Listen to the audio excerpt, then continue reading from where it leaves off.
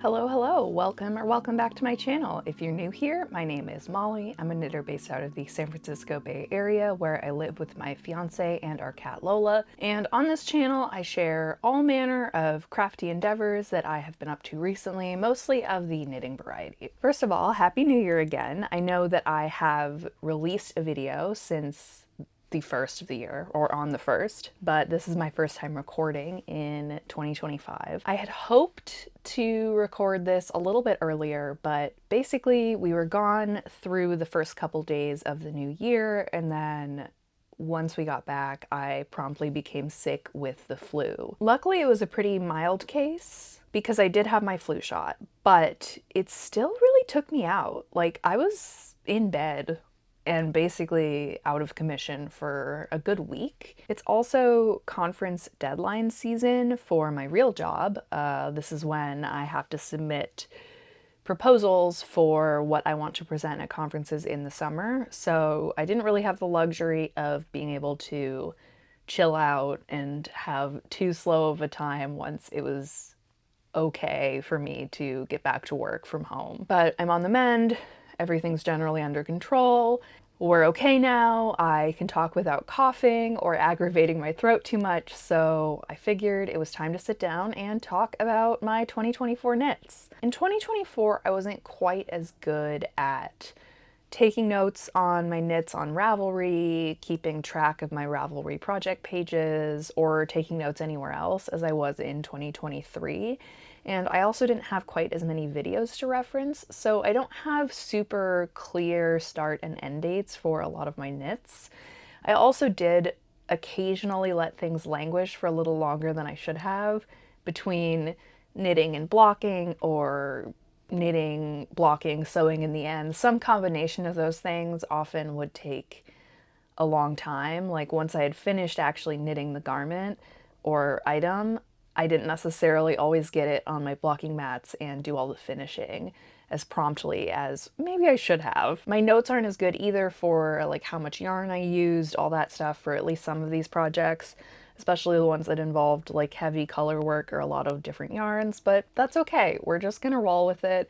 We'll talk about what I know and the projects that I did, and hopefully you will find that interesting. I'm only going to talk about what I made for myself here. I did do one gift knit while I was in Alabama. I knit a baby hat for my de facto niece, I guess, my boyfriend's sibling's child, or fiance's sibling's child. I also knit a variety of things for charity, which I made a video about, which I'll link here. Overall, though, I can say that I made 5 3/4-ish or long sleeve sweaters, 3 tanks or tees, and 3 shawls or cowls. So that adds up to 11 pieces total. I also had 3 whips going at the end of the year, which I'll talk about. A sweater, a slipover, and a hat. I have 1 crochet whip that I haven't been talking about too much, but I have started a scrappy granny square project. I hope to make a blanket. Ideally, I would be able to finish it in this year. I'm not sure, but I'm not going to talk about that today.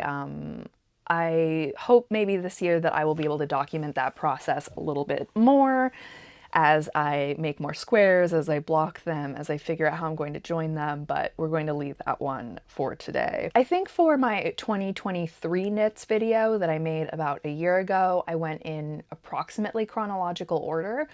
This time I don't really have the ability to do that. Like I said, I didn't take super good notes, so I'm going to instead go by category. I'll actually be starting with my whips.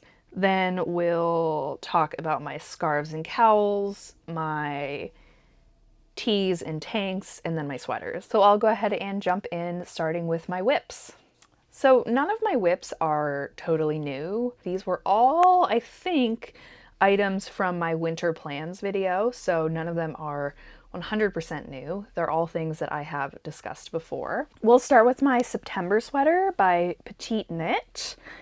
So I made this in Knit Picks Simply Wool Worsted Twist in the colorway Winkle. The twist version is discontinued. There is a non-twist version available. Basically, the twist version just has this barber poling.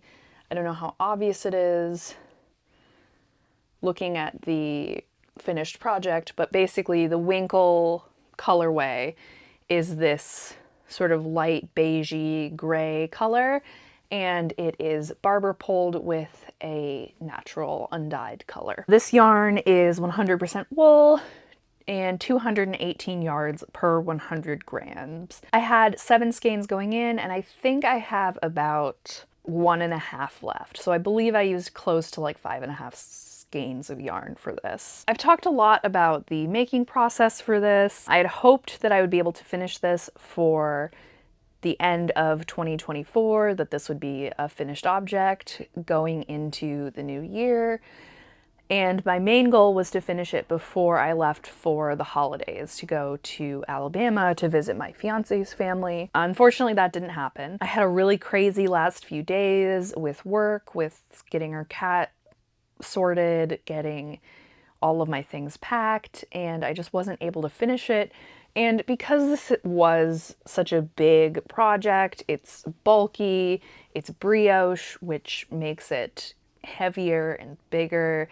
It makes it take up more yarn as you're knitting.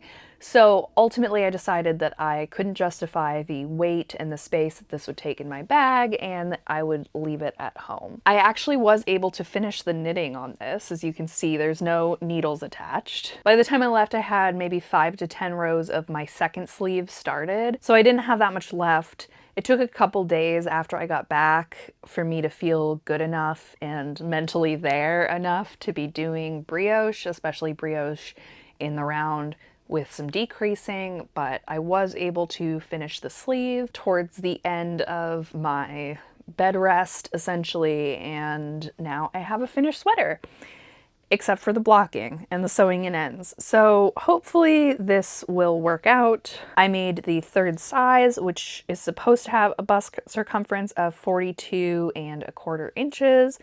That's about 4-ish inches of ease on me. The intended ease of the pattern is about 6 inches, though I tend to prefer to have a little less ease than a lot of patterns call for, and I think my gauge might be a little tighter than the pattern currently, but I think it will probably block out. This is a pretty structured yarn. It's non-superwash.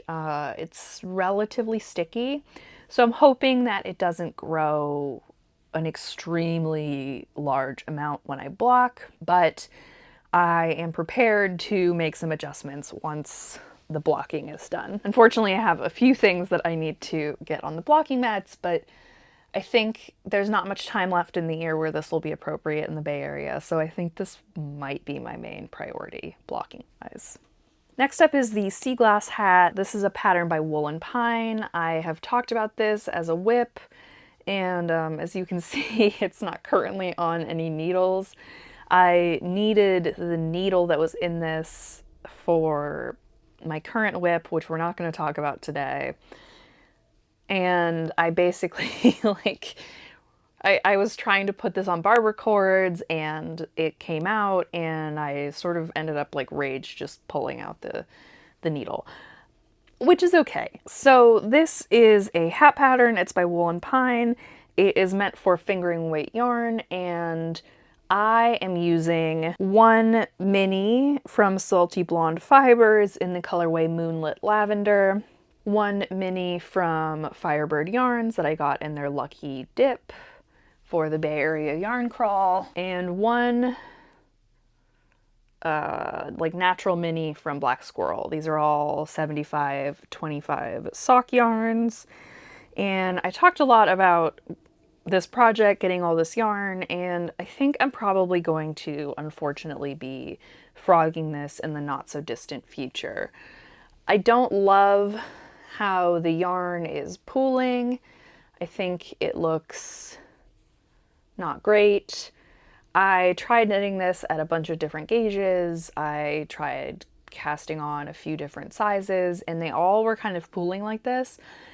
I really like the combination of yarns. I just don't really like the way that it's like turning out in terms of the pooling. So I think I might try a smaller circumference project or something else and see how it turns out. Unfortunately, this will probably not remain a whip for long. I think I'll be frogging this maybe even by the end of today, just so I don't have a bunch of live stitches sitting around. You know, you win some, you lose some. My last whip is a project that I hadn't cast on when we last spoke. And this is the Stockholm Slipover by Petit Knit. I'm kind of surprised how many Petit Knit patterns I ended up making this year, because I don't actually know if I had any on my like official list for the year. Just kind of worked out that way. I made it in Anne Pouquin Aran Tweed yarn, which my fiance's mom got for me on a trip to Ireland. It was just in these like 2 balls, and it was this dark greeny tweed color. I didn't have a lot of info on the yarn. I think I found it on Ravelry, but I just kind of had to guess at how much I had and like the yardage that I had, and I ended up making this slipover. Now it is a little cropped and you can see that it's not blocked. I do need to go back and block it, and I might end up having to redo the ribbing on the bottom. Basically, this is a top-down stockinette slipover. You start with the back, and then you knit the back basically to the end of the armholes. You pick up along each sleeve or armhole, and you knit like increases down to make the front. You cast on across the front, make the armholes there, and then join it in the round. So it was helpful to have a top-down pattern when I had this amount of yarn that I didn't know how much I would have left over. This is actually all the yarn I have left. It's still attached because I left it after I bound off, and actually binding off was honestly the biggest problem with this pattern and this sweater. Typically when I'm doing 1x1 rib, I like to do a tubular or sewn bind off, and this time that was actually extremely problematic to try.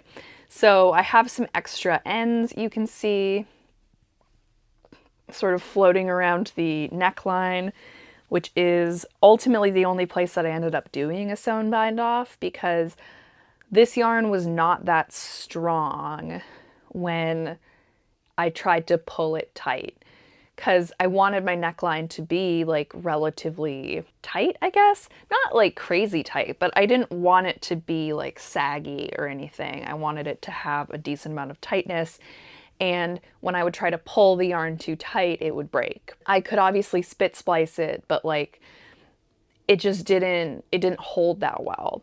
So I actually ended up trying on one of the armholes to do a sewn bind off, found myself going crazy, and just decided if I did one armhole, I'd have to do the other armhole, and then I would probably feel obligated to do the bottom, and I wasn't interested in that, so I just undid the bind off and bound off in pattern. And I believe that I actually used a smaller needle size to bind off than I used to knit, just to make sure that the armholes were pretty tight. Because again, it was hard to just pull the yarn too tight. Even knitting, like I didn't find it difficult knitting. I didn't break the yarn knitting at all, but I was afraid that if I tried to pull it too tight with binding off, it would be a problem. Now, I didn't do that on the body, and I think you can tell that it's flipping up quite a bit. So hopefully that'll block out. Otherwise, I will be undoing it and re-knitting the bind off, which would be fine. I think that this will end up being pretty cropped. It might be more over like skirts or really high-waisted pants. Although if I do bind off with a smaller needle, maybe I can add a row or two to the ribbing. Overall, I enjoyed working with this yarn minus the bind off. I think the tweed effect is super cool and fun, and I'm very pleased that my, I guess, future mother-in-law thought of me and brought this yarn back from Ireland for me. I'm glad that I was able to find something relatively functional to do with it, because it's not necessarily like next to the neck soft. Like, I don't know if I would really want to knit a cowl, scarf, shawl or something out of this. So I think that this will end up being good and I will end up wearing it. I found myself gravitating towards my slipovers some more, but first we gotta block it and see exactly how it ends up turning out. That takes us to my finished objects, starting with my cowls and shawls. The first one I finished there was this cowl here. This is the Faceted by Casey Hurley. I didn't knit this until pretty late into 2024, but before that I was mostly focused on my garments. For this pattern I used Laser Sheep Yarns Merino DK in the colorway Sheep of Generosity. This is a DK weight pattern, although it's knit at a slightly tighter gauge, I guess, and it's meant in theory to hold 2 strands of fingering weight yarn together. The gauge is 23 stitches or in 44 rows over 4 inches. But it's a cowl, it's very easy to adapt, and the pattern actually talks about how to, do the multiplication to figure out how many stitches you should cast on if your gauge differs from the pattern. This is my 3rd time making this pattern, I think, and I really like it. It's super squishy, and it ends up being this nice dense fabric, but it's not so dense that it doesn't have some give to it and some movement to it. I got this yarn from Apricot Yarn and Supply in San Diego when I went there for a conference in, I think, July of 2022, that summer, 2022. And I'm really glad that I found a pattern for it. It had this very high contrast, it wasn't really speckling, but this high contrast sort of variegation, and I found that kind of hard to pair with another yarn. And I also didn't want it to pool too badly, so doing something that has a slip stitch pattern like this does, I think did a pretty good job enabling the yarn to spread out the colors pretty evenly throughout, and I'm really happy with this. I've gotten a decent amount of wear as I'm commuting during the colder mornings here. So right after I knit that cowl, I got on a bit of a granny square kick. I really wanted to use the last of that yarn. I thought about learning how to make granny squares, so I made a granny square out of the Laser Sheep yarns instantly. And after that, I was on a little bit of a kick to use some of my smaller scraps and figure out what to do with minis and stuff so that I could get on the road to making more granny squares, basically. To that end, I started working on this. This is the Leftover City Cowl, also by Casey Hurley, and the yarns I used from this were one-of-a-kind mini skeins. The dyers were Casey knits also, so Casey Hurley dyed at Black Squirrel Berkeley when she lived in the area. She's unfortunately since moved. And the other dyer was Purple Prickle Dye Works, who I believe also dyes out of Black Squirrel. I don't recall whose mini was whose, and I had 2 of a couple, 2 of the brown and I believe 2 of this blue, the darker blue. And then these lighter bluish colors are slightly different, or different enough that I ended up using them as different colors. But the brown, I think I had 2, and I did break into the second ball. This was a really fun pattern. The stripes, I want to say, used maybe 5 grams or less of yarn, although don't quote me on that. And I found it really enjoyable. I enjoy doing 1x1 color work a lot, and it was kind of fun to work through and see how the yarn would turn out, how the colors would look together, and to kind of breeze through the straight stockinette portion to get to the next 1x1 to change to the next color. So I knit this really quickly and I really enjoyed it. It's pretty long compared to some of my other cowls, if you compare these two, which does make it a little bit cozier given that it is fingering weight yarn. The color work portion also does kind of do the same thing and make it a little warmer. And I think when I have extras of fingering weight yarn, I'll definitely think about reaching for this pattern again. I highly recommend it if you have extras and you're thinking of what to do with them. I think it would make a nice gift, and it knits up pretty quickly. So definitely recommend that one as well. And the last pattern I have in this category is a little shawlette scarf thing that I have talked about quite a bit. This is the Simple Thing by Melina Brell.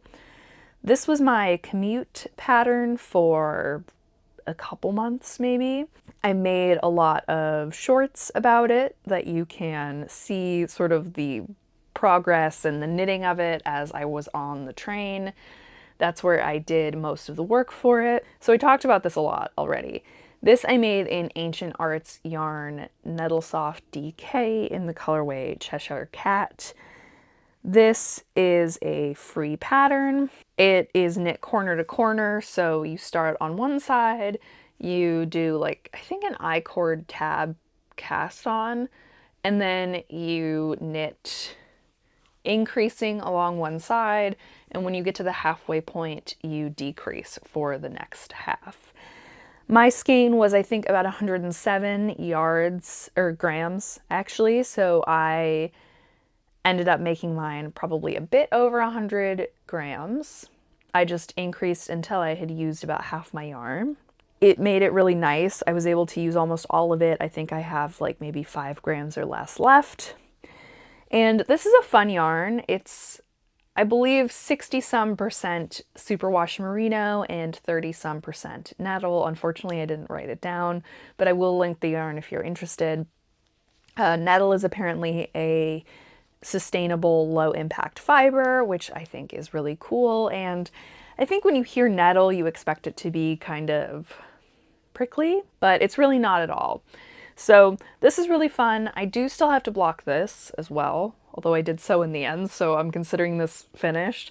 But I think that this will be really fun to throw on for commutes, for going out, and hopefully it's easy to style. I've never really had like a smaller triangle shawl situation like this, but it was a lot of fun to knit, and I definitely recommend it if you're looking for something to do with like that one special skein of DK-ish weight yarn, although really you could knit it in almost any weight. It's definitely really versatile.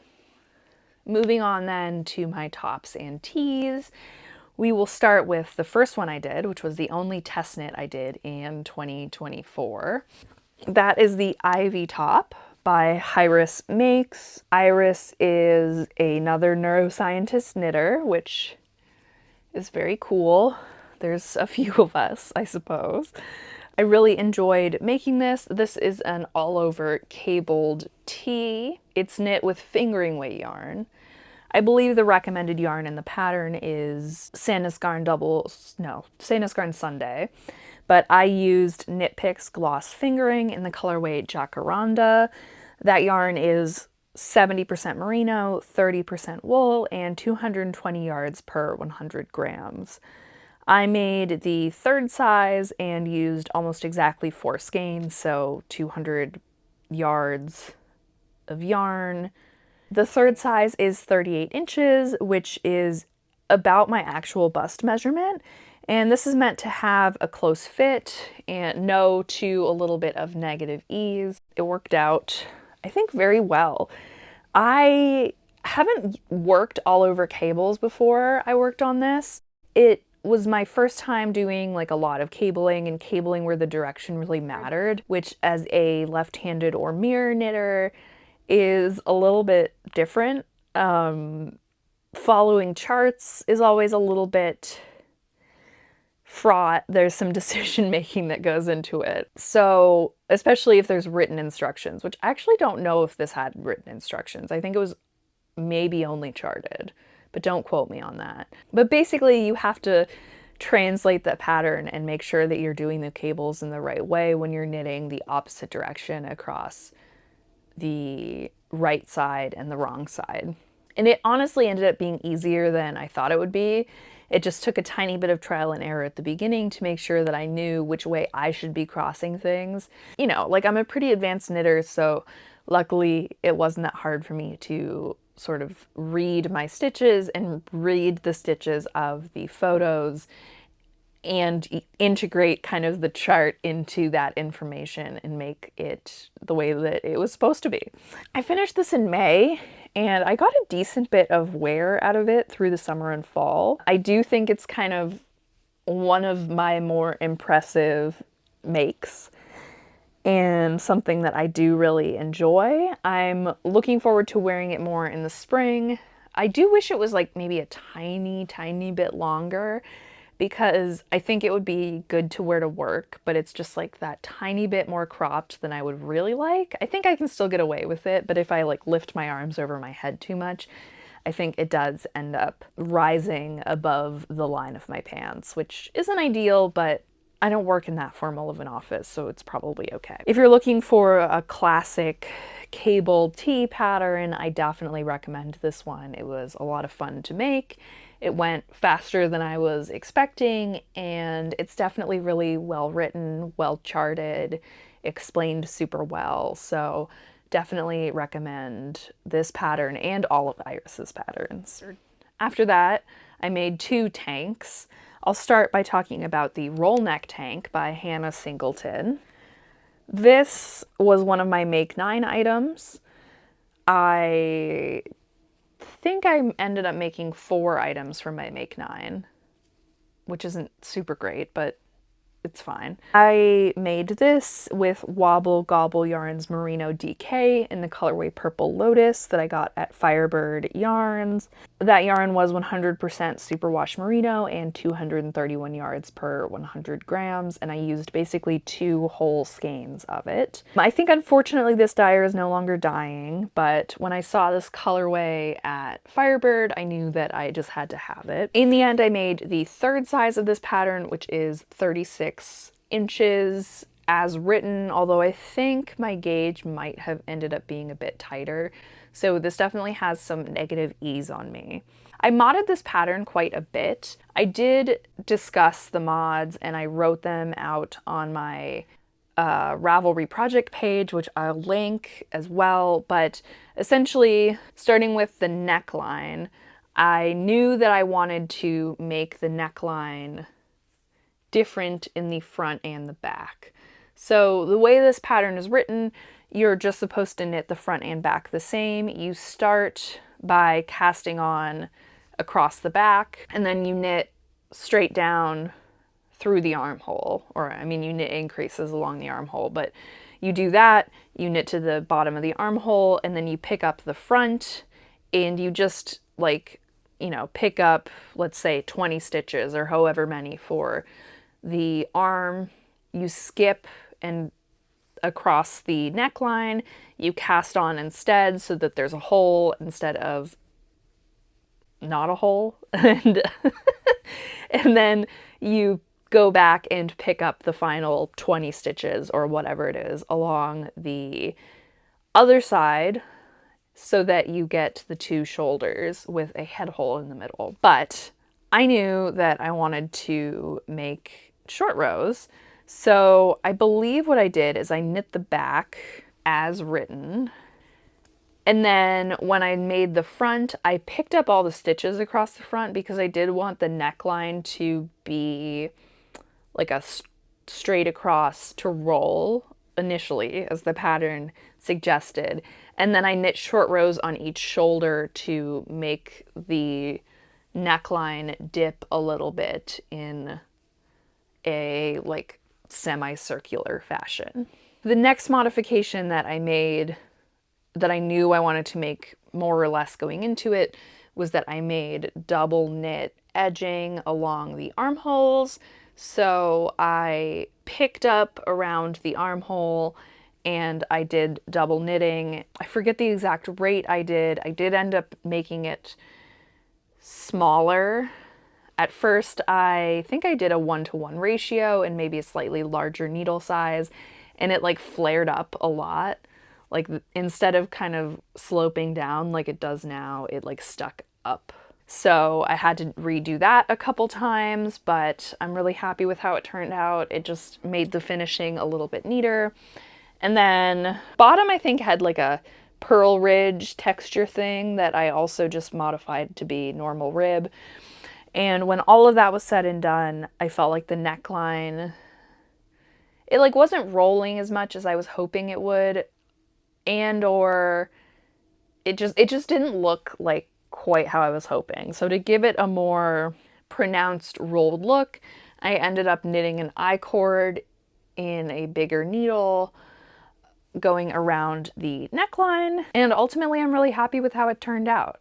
It was a lot of mods.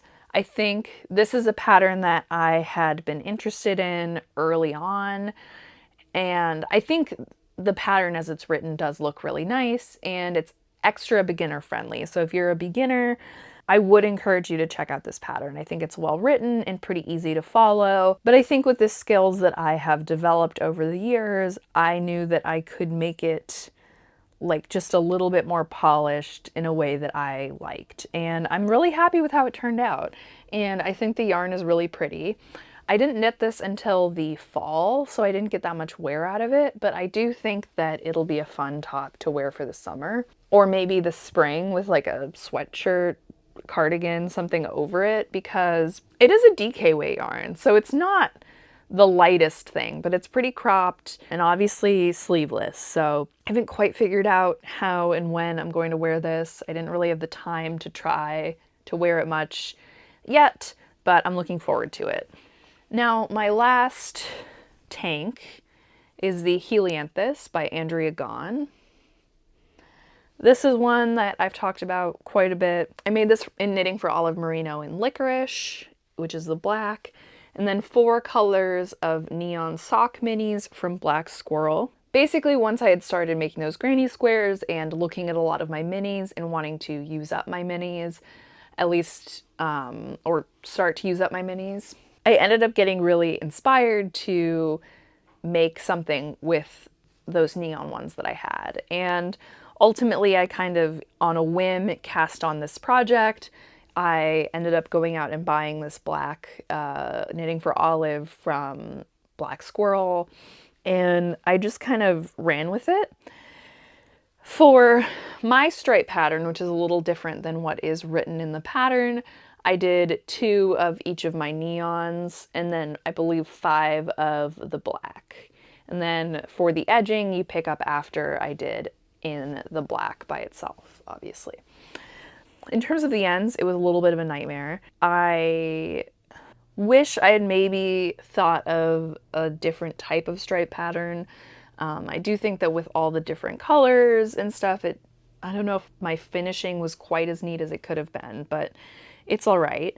I made the 3rd size, which would be 38 inches, so about no ease on me again, and I think I made it to the length of the pattern. The one thing that made this project difficult with minis, working with minis, is that it is knit bottom up. So I didn't have the opportunity really to like try it on as I went. I think I cut it really close with the pink and the purple from the stripes, these 2 colors at the tops of the stripes, because those I had the least of. So it was a little bit of a yarn chicken game. I ended up making it out okay. I didn't need to use any of the backup yarn I had in like slightly similar colors that I was saving for the back. It was close.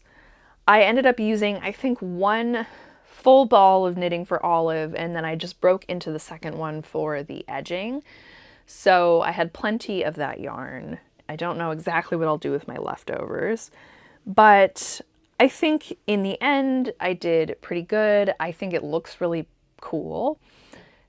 It's a little shorter than I would want, but I think I'll still find ways to wear it. This is another one that I didn't finish until the fall, so there wasn't much chance to wear it, but I think come the summer, it will be in my rotation. So moving on to the final and largest category, and probably the most interesting to a lot of people, I'll talk about my sweaters, starting with the Shifty by Andrea Mowry.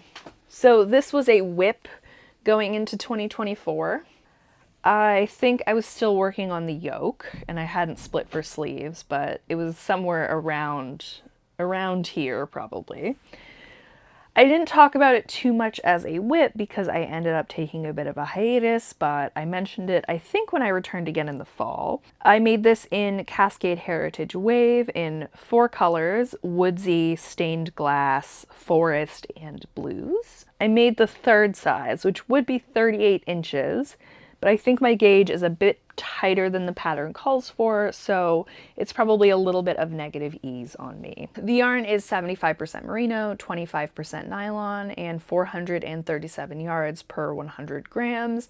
And it took some trial and error to find the colors that I liked best for the sweater, and a little bit of color management to try to find parts of the colors that were similar for similar parts of the sweater when it got to things like the sleeves. I did do some of the ribbing in like 1x1 color work with the same colorway with the woodsy, which I think ended up looking a little bit strange, but it's okay.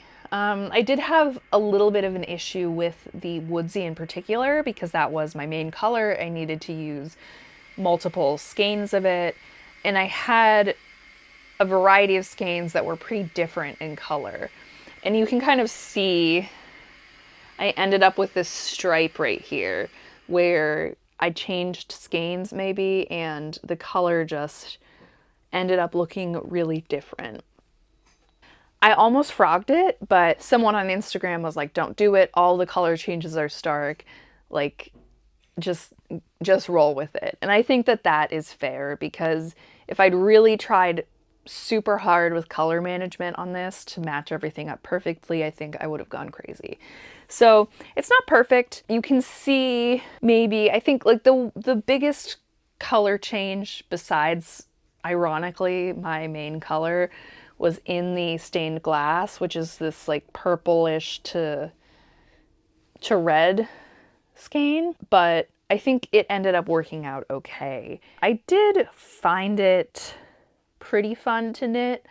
It took a long time. I mean, it's a fingering weight yarn. Technically it's a sport weight pattern, but it's for spin cycle dyed in the wool, which I think is a very light sport. I've never worked with it personally, but the gauge is pretty tight and there's a decent amount of yardage, so it's kind of on the cusp.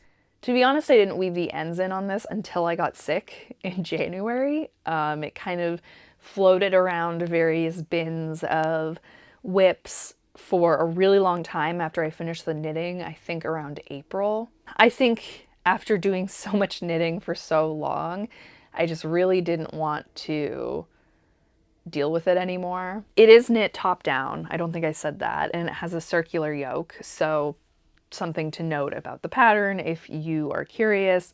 And the color work is all done in mosaic knitting, which actually kind of adds to the length of time that it took, because basically with mosaic knitting, you're slipping certain stitches as you go around and knitting other stitches using one color at a time. So like on one round, for example, you would knit the stitches where there's green, and then slip the brown stitches.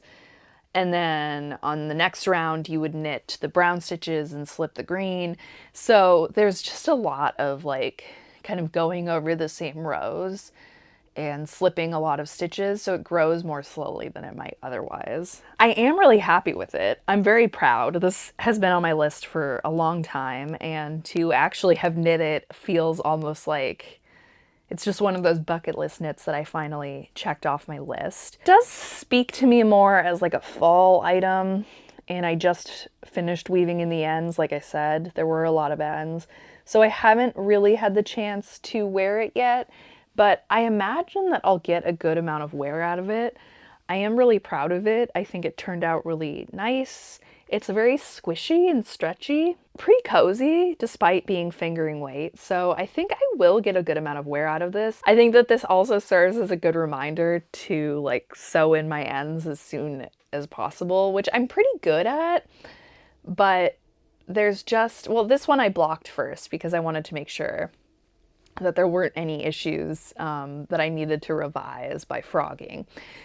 But it's a good reminder to kind of do all the finishing as soon as possible on my sweaters and other projects. And I think that's some energy that I need to carry into the remaining projects, the whips that I showed you earlier in this video. So we'll see about that.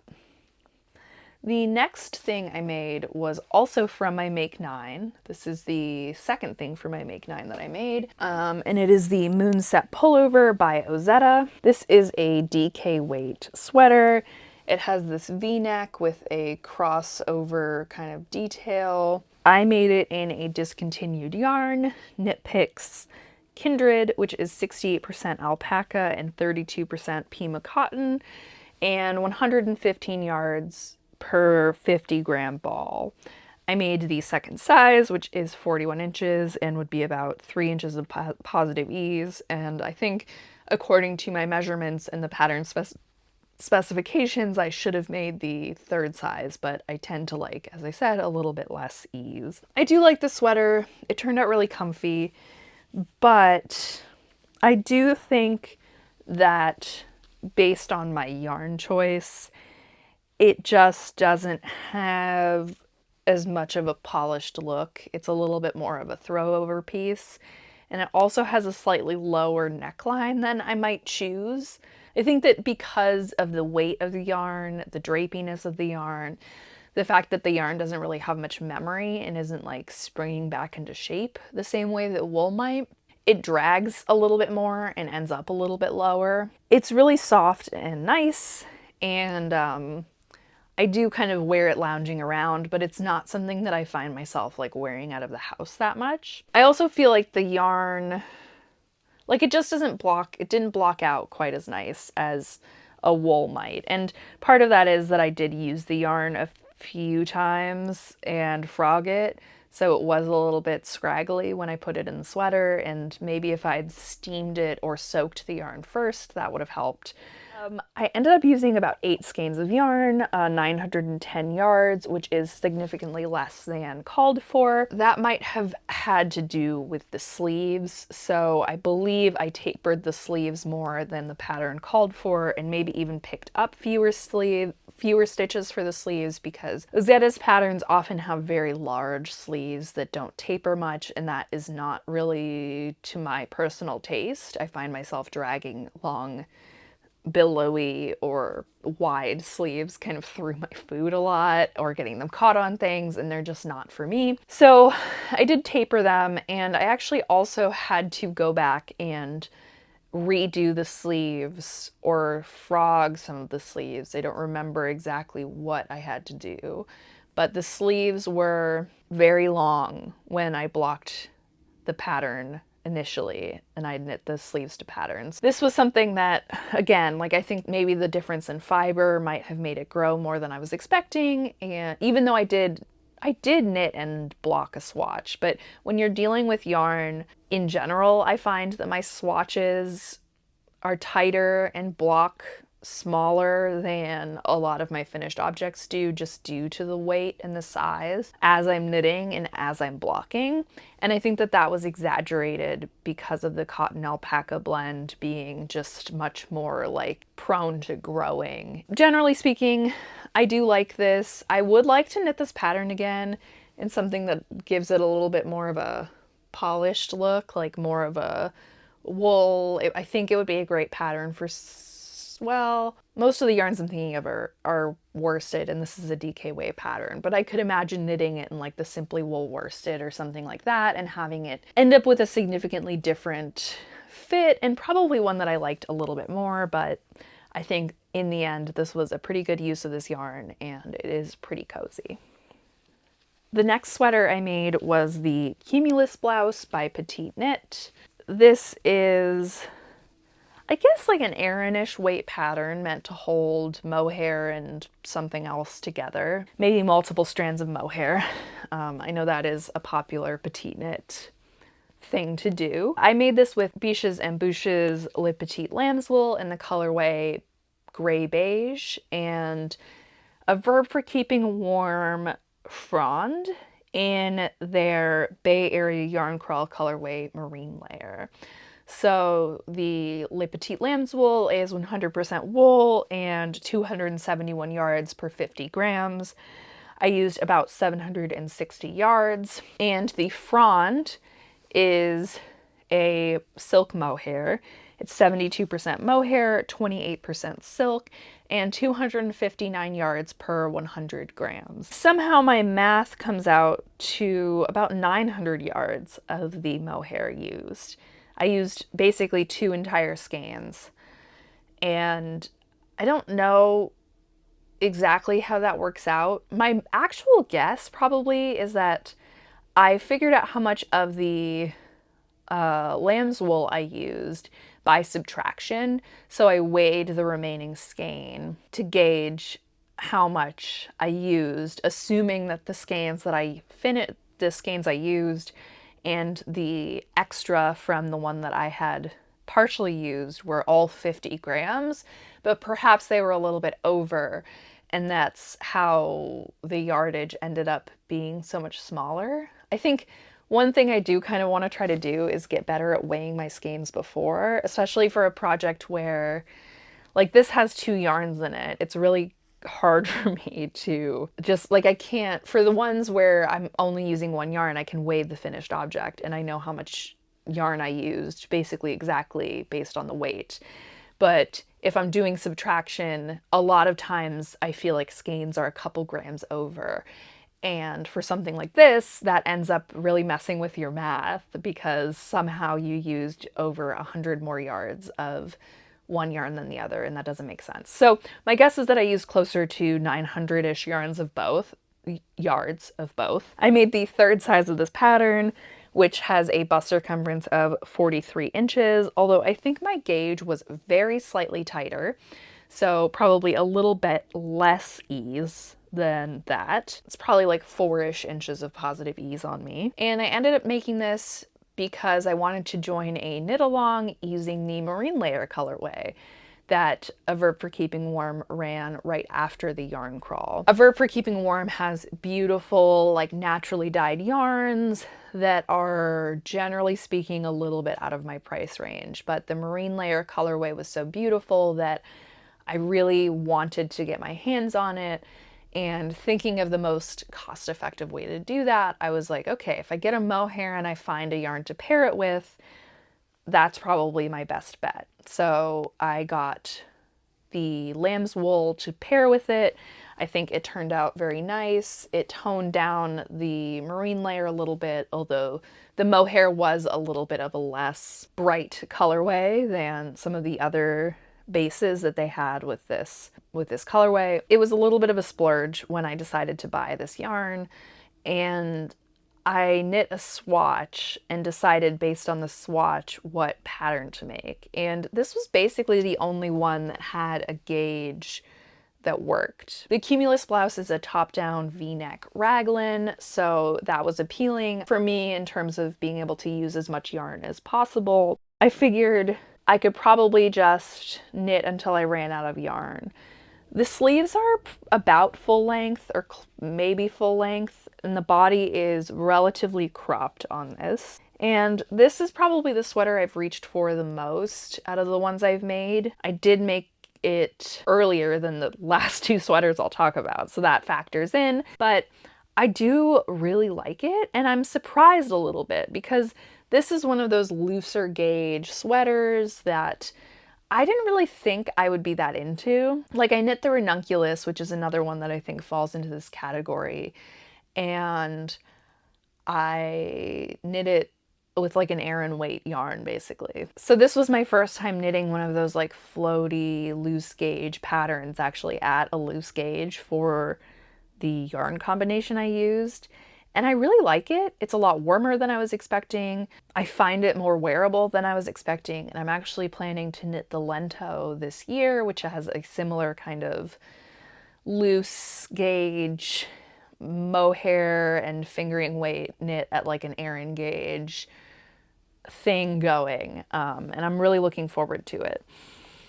So yeah, I really like this yarn. I think it turned out beautifully, and now that I am gainfully employed, I'm hoping that I am able to get some more pretty yarn from A Verb for Keeping Warm at the coming yarn crawl. So my last 2 patterns are both by Amy Sher. The first one is the slightly Sassy V. It is a top-down fingering weight raglan. You can tell raglans are basically my favorite. I made it out of bird's nest stitchery yarn and smoked salmon. And this is a special merino cashmere nylon blend yarn that they don't typically have available. But that's a dyer out of northern Alabama near Huntsville that I got at Fiber Artwork in Huntsville when I was there for the holidays in 2023, 2024. I believe. I made the size 3, which is meant to have a chest circumference of 41¼ inches. It's designed to fit someone with an upper chest of 37.5 or a full chest of 38 inches.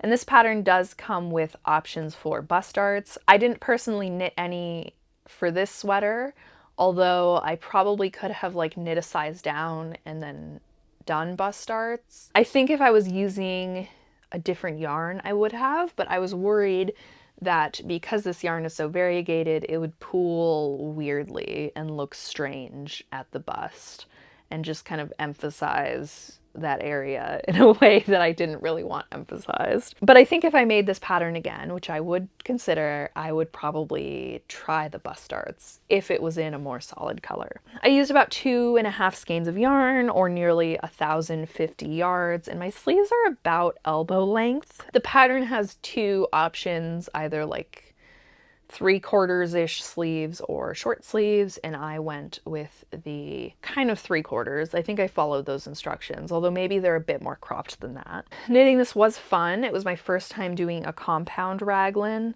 or like one quite this intense. I've done ones where your knitting increases on only the body or only the sleeves at various points, but this one had drastically different rates for the sleeves and the body. It wasn't necessarily just the every other row increase sleeves and body situation that a lot of patterns end up being for raglans, like when they're not compound raglans. And I do think the fit ended up pretty good. This is, I would say maybe, I would guess it's a little tighter than the gauge of the pattern because it feels a little bit like it has a little less ease, although maybe that is in part that the armholes are pretty tight on me compared to a lot of my sweaters. I mean, in terms of the actual wearing of this, part of me doesn't really know what I was thinking. Like, I think that it's fun. I think the pattern is really nice. I think the yarn is pretty, but the yarn isn't really like me. It doesn't necessarily go with a lot of my color palette, and I wear a lot of different colors. I don't have like a super set palette. I don't shy away from bright colors necessarily, but orange isn't necessarily one of my big colors, especially like in something like this. I did wear it a few times around Halloween. It has kind of fall witchy Halloween vibes to it to me, and I think that might be around when I wear it most. But as the weather gets a little bit warmer, I think I'm going to try to make a conscious effort to like add this into my wardrobe a little bit more. But yeah, I mean, fun pattern, just like kind of a weird choice that I made, given that I should know myself well enough to think a little bit differently or better about, or harder about the yarns that I'm using. And last but not least is my most recent finished object, the Coloring Book Tee by Amy Sher. This is meant to be a fingering weight pattern. It's a top-down raglan, crew neck this time. I ended up making it slightly differently. I used a fingering weight and a lace weight yarn held together for this at a slightly looser gauge than the pattern calls for. I used Knit Picks Muse in Delight Speckle, which is this variegated yarn, which I faded into Bare Knit Picks Stroll, and I held those two together with Mod Yarn's Loopy to Loop in Like a Virgin, which is a lace weight boucle yarn. It is 89% alpaca, 11% nylon, and 874 yards per 100 grams. The Muse and Stroll are both 75% superwash merino, 25% sock yarns, with the Muse being 423 yards per 100 grams and the Stroll being 462 yards per 100 grams. So this pattern is meant to be a little bit more of a transitional or summery piece. I think it has short or 3/4 length sleeves in the pattern photos, and I ended up making my sleeves longer.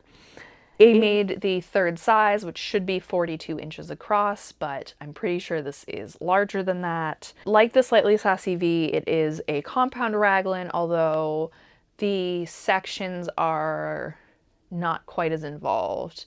I would say it's like a simpler compound raglan than the Slightly Sassy V. So with respect to the sleeves, I had to really guess how long to make them, because I was not going off of a pattern, and the recommended length for a lot of sleeves ends up being too long for me. Like with the Moon Set Pullover, that's not the first time that I've had to rework sleeves. I wasn't really sure how to handle it. I erred, I think, on the side of too short, maybe. They did block out a little bit longer, and I think when I first started wearing it, they felt perfect.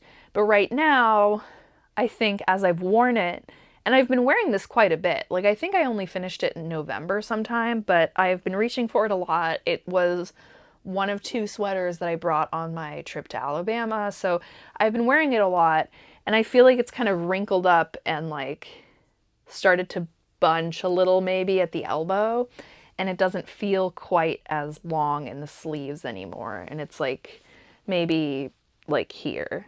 Like it just feels shorter now. I don't think I'll go back and reknit the sleeves. Part of the reason I ended up adding in the bear stroll is that upon starting this, I realized it would be very warm, and it was very sticky and very hard to knit with the boucle.